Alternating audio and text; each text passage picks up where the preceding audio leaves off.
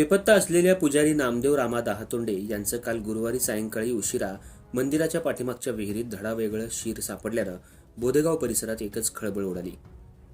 शेवगाव तालुक्यातल्या बोधेगाव इथं पैलवान बाबा मंदिरातल्या 26 जानेवारीपासून बेपत्ता असलेल्या पुजारी नामदेव रामा दहातोंडे व 71 यांचं दिनांक 30 जानेवारी रोजी गुरुवारी सायंकाळी उशिरा त्याच मंदिराच्या पाठीमागच्या विहिरीत धडावेगळं शीर सापडल्यानं एकच खळबळ उडाली.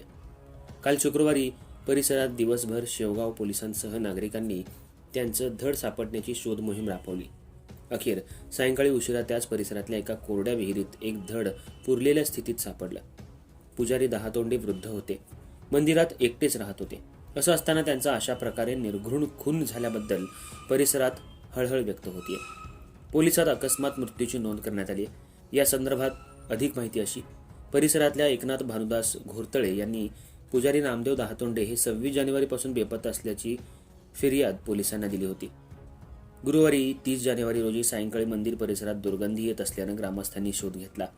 मंदिराच्या पाठीमागे असलेल्या विहिरीत पुजाऱ्याचं शीर सापडलं, मात्र तिथं धड नव्हतं. याची माहिती पोलिसांना देण्यात आल्यावर शुक्रवारी दिवसभर पोलीस शोध घेत होते. अखेर दुसऱ्या एका कोरड्या विहिरीत ते पुरलेल्या अवस्थेत सापडल्याचं पोलीस सूत्राकडून समजलं. पोलीस निरीक्षक समाधान नागरे सर्व बाजूंनी घटनेचा तपास करतायत. अर्थराज्य न्यूज मराठीसाठी ज्येष्ठ पत्रकार जिल्हा प्रतिनिधी अविनाश देशमुख, शेवगाव.